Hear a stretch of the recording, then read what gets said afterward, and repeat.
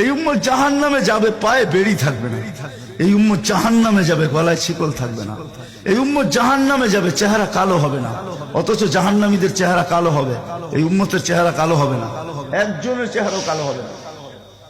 ফেরেশতা জিজ্ঞেস করবে, আল্লাহ চেহারা তো ঝকঝকে, গলায় নাই শিকল, পায়ে নাই বেড়ি, হাতে নাই হাত করি, এটা আবার কি পাঠায় দিলেন? তো আল্লাহ জবাব দিবে, আমার বন্ধুর উম্মত, খবরদার। তো ফেরেশতা মালিক জিজ্ঞেস করবে, দারোগা হাত কড়ি নাই কেন? বলছে, যেই হাত উঁচুতে ব্যবহার হয় ওটা হাতে হাত কড়ি লাগে না। যেই পাও মসজিদের দিকে চলে ওই পায়ে বেড়ি লাগে না।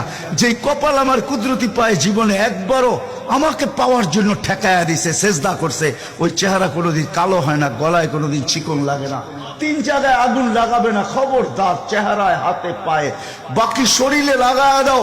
আগুনকে যখন মালিক হুকুম দিবে ধরার জন্য, আল্লাহ আমাদেরকে